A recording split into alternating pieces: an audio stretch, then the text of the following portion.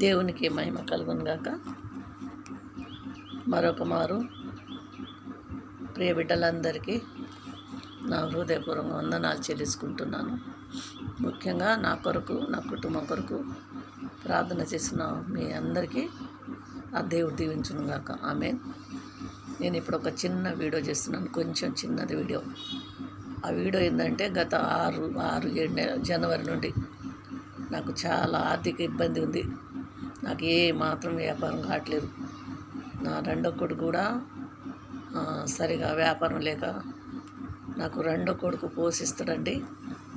ఎందుకంటే అప్పుడప్పుడు చిన్న కొడుకు కూడా చూస్తాడు. కాబట్టి ఎక్కువ శాతం నాకు రెండో కొడుకే అన్నీ చూసుకునేదన్నమాట. అలాంటిది వాడిని కూడా చాలా ప్రాబ్లం వచ్చింది.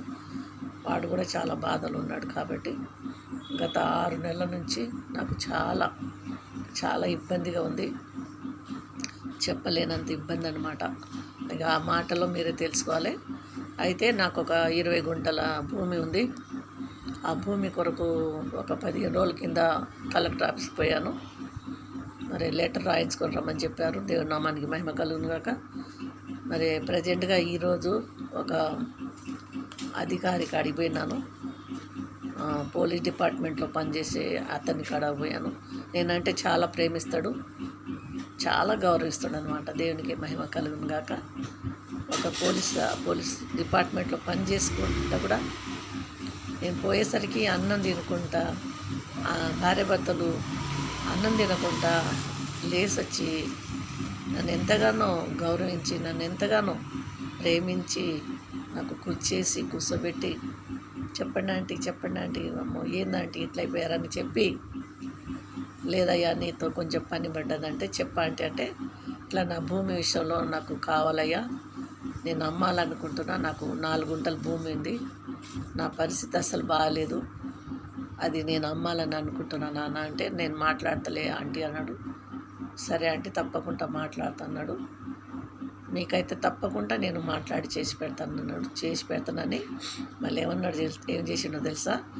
గబగబా పోయి ఇంట్లోకి పోయి 500 తెచ్చి నా చేతిలో పెట్టిండు. దేవునికి మహిమ కలుగును గాక. ఏం కాదంటే ఆయన ఫోన్ నెంబరు నాకు ఇచ్చిండు, నా ఫోన్ నెంబర్ ఆయన తీసుకుండు. ఆయనను ఆయన కుటుంబాన్ని దేవుడు దీవించును గాక. నాకు సహాయం చేసినని కాదు కానీ చాలా మంచివాడు అన్నమాట.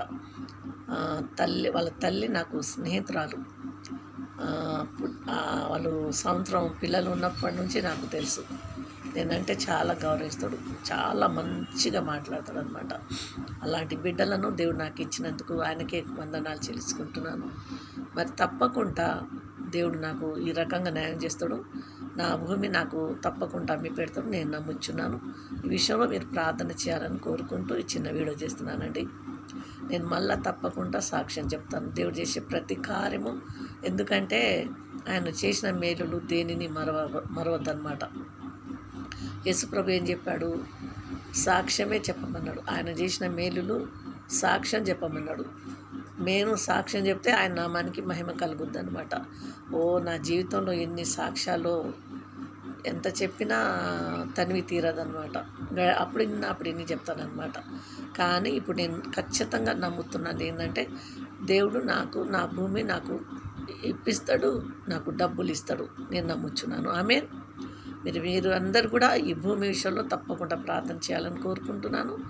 మరొక మారు మీ ముందుకు వస్తాను. ఆ భూమి అమ్మి నాకు డబ్బులు వచ్చినప్పుడు మళ్ళీ మీకు నేను సాక్ష్యం చెప్తాను. దేవుడి కొద్ది మాటలు దీవించును గాక. ఆ ప్రార్థన చేయండి. మరి అందరికి షేర్ చేయండి, లైక్ చేయండి, సబ్స్క్రైబ్ చేయండి. ఉంటానండి. ప్రార్థన చేయండి. ఆమేన్.